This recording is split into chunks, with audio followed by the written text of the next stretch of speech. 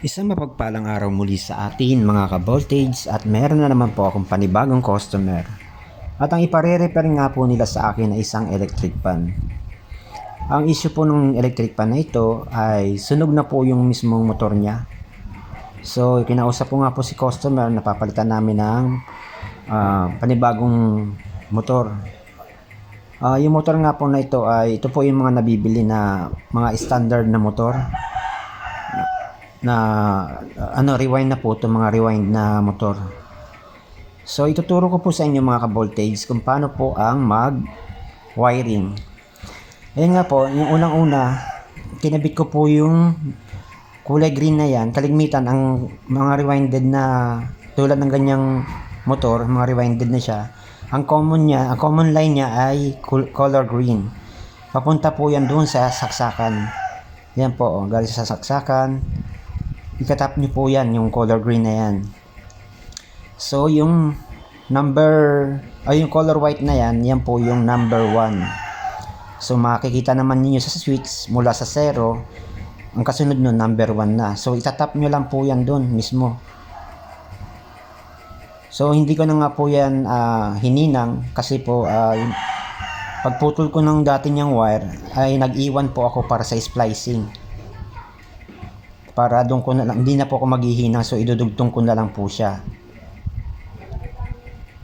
So, ang pangalawa po niyan, ang number 2. Yung color black na yan, yan po ang number 2. Sumunod sa number 1, yan, number 2 na po, color black. So, ganyan po ang pagwa-wiring ng electric fan na standard na po ang motor niyan. Lahat ng mga rewind, ganyan po ang linyada niya, ang wiring niya. So, number 3 niya is red. O, yan po. Ang number 3 ay color red. 1, color white. 2, black. 3, red. So, sa capacitor naman po, wala naman pong problem yan. Kahit magkabaligtaran po yan, wala naman po siyang polarity. So, kahit baligtad po siya, okay lang po. Walang problem.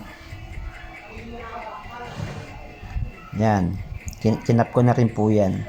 Kaligmitan ng mga line po ng capacitor sa mga rewind ay puro yellow. So kung ikakabit nyo po sa capacitor yan, kahit may black, red ang color ng capacitor, kahit magkabaligtaran naman po, walang problema. So testing ko na nga po yan. Ayan. Ayan, umandar na po siya.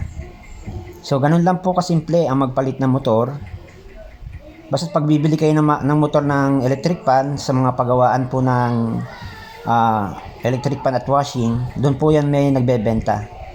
Dalhin nyo po yung sample kasi iti-trade in po yan. Yung mismong rotor niya, ipapalit po yan doon sa bagong rewind. Kasi hindi yung sila tatanggap pagka mahal po ang benta nila pagka walang dalang rotor. Ngayon, gumagana na nga po yan. Number 1 yan, number 2. Yan, number 1. 0. Number 2, number 3. Yan, gumagana na po yan.